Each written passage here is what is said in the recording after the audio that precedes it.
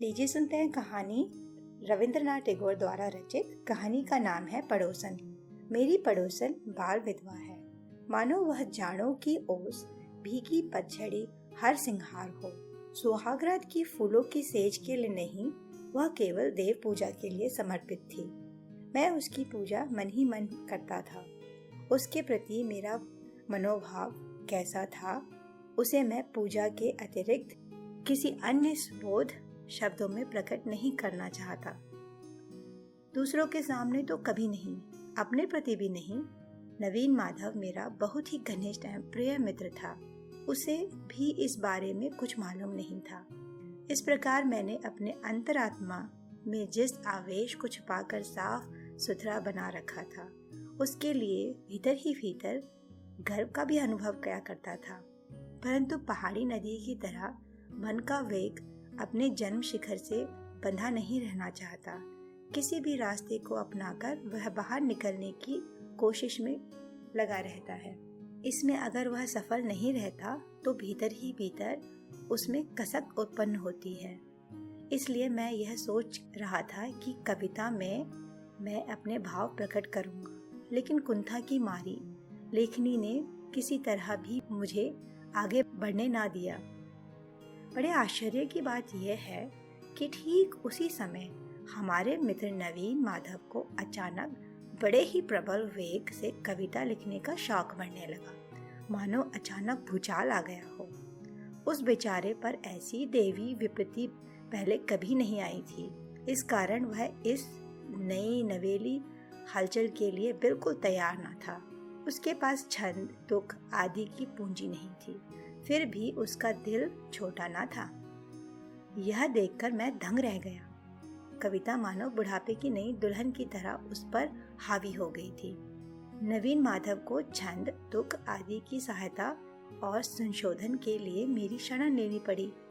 कविता के विषय नए ना थे, लेकिन पुराने भी नहीं थे, यानी उन्हें बिल्कुल नवीन भी नहीं कहा जा सकता और काफी पुराना भी नहीं।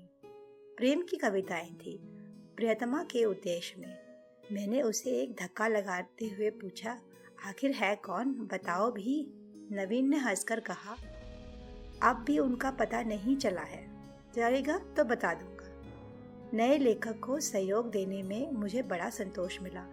नवीन की काल्पनिक प्रियतमा के प्रति मैंने अपने रुके आवेग का प्रयोग किया। बिना बच्चे की मुर्गी जिस तरह बतख का अंडा पा जाने पर भी उसे छिपा के नीचे रखकर सेने लगती है, मैं अभागा उसी तरह नवीन माधव के भावों को अपने हृदय का सारा ताप देकर सेने लगा। अनाड़ी की रचनाओं का मैं ऐसे जोश खरोश संशोधन करता कि वे करीब करीब 15 आने मेरी ही रचनाएं बन गई थी। नवीन आश्चर्य से कहता, ठीक यही बात तो मैं कहना चाहता था, पर कह नहीं पाता था। लेकिन तुम यह सब भाव कहाँ से लाते हो? मैं भी तो कवि की तरह जवाब देता था, कल्पना से। इसका कारण यह है कि सत्य नीरव होता है और कल्पना वाचाल। सत्य घटनाएं भाव स्रोत को पत्थर की दबाए रखती है, कल्पना की उसकी मार्ग मुक्त करती है। नवीन गंभीर चेहरा लिए कुछ देर सोचता रहा, फिर कहता, देख रहा हूँ बात कुछ ऐसी है, ठीक कहते हो। थोड़ी देर सोचने के बाद फिर कहा, ठीक ही कहते हो, सही बात है। पहले ही बता चुका हूँ कि मेरे प्रेम में एक प्रकार का कातर संकोच है, इसलिए मैं अपनी बात कुछ भी लिख नहीं सकता। नवीन को पर्दे की तरह बीच में रखने के बाद मेरी लेखनी अपना मुंह खोल सकी। रचनाएं मानो रस से पूर्ण हो ताप से फटने लगी। नवीन बोला, यह तो तुम्हारी ही रचना लगती है, इसे तुम्हारे ही नाम से प्रकाशित करेंगे।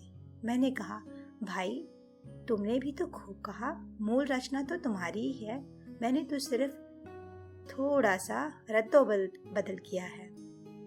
धीरे धीरे नवीन भी इसी तरह समझने लगा। ज्योति वृत्तित जिस प्रकार नक्षत्र के उद्देश्य की प्रतीक्षा में आकाश की ओर निहार करती है, मैं उसी तरह कभी कभी अपने बगल के मकान की खिड़की की ओर देखा करता था। इस बात को अस्वीकार नहीं कर सकता। कभी कभी भक्त का वह बेचैनी से देखना सार्थक भी हो जाता है। उस कर्मयोग में डूबी ब्रह्मचारिणी की सौम्य मुखरी से शांत शीतल ज्योति झिलमिलाकर क्षण भर में मेरे मन की सारी बेचैनी दूर कर देती थी। किंतु उस दिन सहसा मैंने यह देखा, मेरे चंद्रलोक में क्या अब भी ज्वालामुखी जाग रही है। वहाँ की सुनसान समाधि में डूबी पहाड़ी गुफा सा सारा अग्निदाह क्या अभी तक पूरी तरह बुझा नहीं। उस दिन वैशाख के तिपहर को पूर्वोत्तर दिशा में बादल घिर रहे थे। उसी घिरी हुई आंधी के बादलों भरी तेज चमक में मेरी पड़ोसन खिड़की के पास अकेली खड़ी थी। उस दिन उसकी शून्य डूबी घनी काली आंखों में मैंने दूर तक फैली हुई एक कसक देखी। तो है, मेरी उस चंद्रलोक में अब भी ताप है, अभी वहाँ गर्म सांसों की हवा बहती है। वह देवताओं के लिए नहीं है, वह मनुष्य के लिए है। उस दिन उस आंधी के प्रकाश में उसकी दोनों आंखों की तेज छटपटाहट उतावले पक्षी की तरह उड़ी चली जा रही थी। स्वर्ग की ओर नहीं, मानव हृदय के घोंसले की ओर। उत्सुक आकांक्षा से चमकती उस दृष्टि को देखने के बाद मेरे लिए अपने बेचैन मन को काबू करना मुश्किल हो गया। अब केवल दूसरे की कच्ची अनघड़ कविताओं के संशोधन से मन नहीं भरा, मेरे अंदर भी किसी प्रकार का काम करने की चंचलता पैदा हो गई। तब मैंने यह निश्चय कर लिया कि बंगाल में भी विधवा विवाह प्रचलित करने के लिए मैं अपनी सारी चेष्टा का प्रयोग करूंगा। केवल व्याख्याओं और लेख लिखकर नहीं, आर्थिक सहायता देने के लिए भी मैं आगे बढ़ूंगा। नवीन मेरे साथ बहस करने लगा। उसने कहा, चिर वैधव में एक पवित्र शांति है, एकादशी की धुंधली चांदनी से प्रकाशित समाधि, भूमि की तरह उसमें एक महान सौंदर्य है। क्या वह विवाह की संभावना मात्र से नष्ट नहीं हो जाएगी? ऐसे कवित्व की बातें सुनने ही मुझे गुस्सा आ गया और मैं बोला, अकाल में खाने के अभाव में जो व्यक्ति घुल घुल कर मर रहा हो, उसके पास हट्टा कट्टा कोई व्यक्ति आकर यदि भोजन की भौतिकता के प्रति घृणा प्रकट करते हुए फूल की सुगंध और पक्षियों के गीत से मरते हुए का पेट भरना चाहे तो वह कैसा लगेगा? मैंने गुस्से में आकर कहा, सुनो नवीन, कलाकार कहते हैं कि खंडहर का भी एक सौंदर्य होता है, लेकिन किसी घर को सिर्फ चित्र के रूप में देखने से काम नहीं चलता, क्योंकि उस घर में रहना भी पड़ता है। कलाकार कुछ भी करता रहे, उस घर की मरम्मत जरूरी है। वैधव्य के बारे में दूर बैठकर तुम चाहे कितनी कविताएं लिखना चाहो, किंतु यह तुम्हें याद रखना चाहिए कि उसमें आकांक्षाओं से भरा एक मानव हृदय अपनी विचित्र वेदना के साथ वास करता है। मेरा ख्याल था कि नवीन को मैं किसी भी तरह अपने दल में नहीं खींच सकूंगा, इसलिए मैं उस दिन ज्यादा गर्मी से बात न कर सका। लेकिन सहसा मैंने देखा कि मेरे भाषण के अंत में उसने एक गहरी सांस ली और मेरी सारी बातें मान ली। मुझे और भी बहुत सी अच्छी बातें करनी थी, पर उसका मौका न मिला। लगभग हफ्ते बाद एक दिन नवीन ने आकर कहा, तुम अगर मदद करो तो मैं खुद विधवा विवाह करने को तैयार हूँ। मेरी समझ में एक बात आ गई, उसकी प्रियतमा काल्पनिक नहीं है। कुछ अरसे से वह एक विधवा नारी को दूर से प्यार करता रहा, पर उसने किसी से यह प्रकट नहीं किया। जिस मासिक पत्र में नवीन की उर्फ मेरी कविताएं प्रकाशित होती थी, वे पत्रिकाएं ठीक जगह पर पहुंच जाया करती थी। वे कविताएं व्यर्थ नहीं गई। बिना मेल मुलाकात के ही हृदय आकर्षित करने का यह उपाय मेरे मित्र ने ढूंढ निकाला था। लेकिन नवीन का कहना है कि उसने कोई षड्यंत्र कर ऐसी तरकीब निकाली हो, 100 बात नहीं, यहाँ तक कि उसका ख्याल था कि वह विधवा पढ़ना भी नहीं जानती। मासिक पत्रिका बिना मूल्य विधवा के भाई के मान पर भिजवा देता था। वह केवल मन को तसल्ली भर देने का पागलपन था। उसे ऐसा लगता था कि देवता के लिए पुष्पांजलि चढ़ाई जा रही है। वे जाने या ना जाने, स्वीकार करें या ना स्वीकार करें, कई बहानों के जरिए विधवा के भाई ने नवीन से मित्रता कर ली।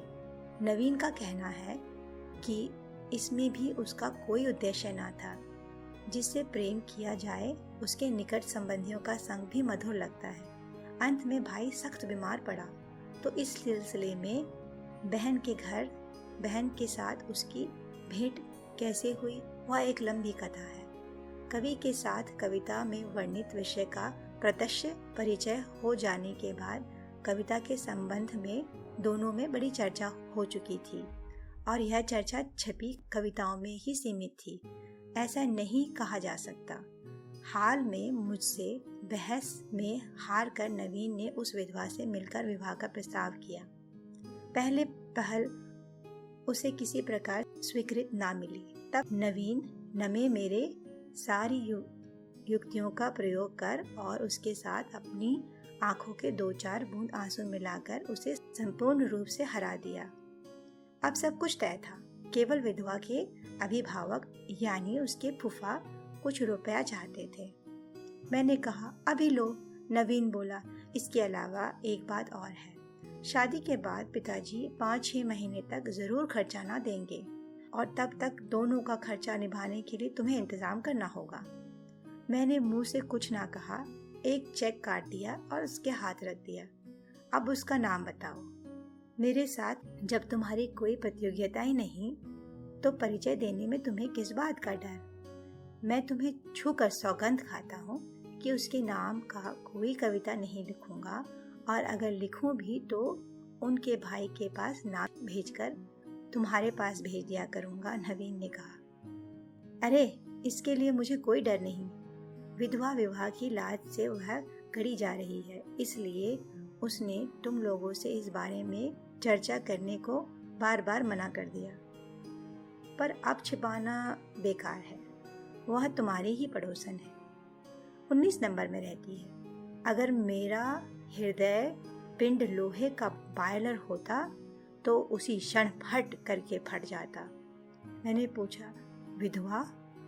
विधवा से उसे कोई ऐतराज नहीं था। नवीन ने हंसकर कहा फिलहाल तो ऐतराज ऐतराज नहीं है। मैंने पूछा सिर्फ कविताएं पढ़कर ही वह मुग्ध हो गई? नवीन ने कहा क्यों, मेरी वह कविताएं कुछ बुरी तो नहीं थी? मैंने मन ही मन कहा धिक्कार है। धिक्कार है किसे? उन्हें या मुझे या विधाता को? लेकिन धिक्कार है।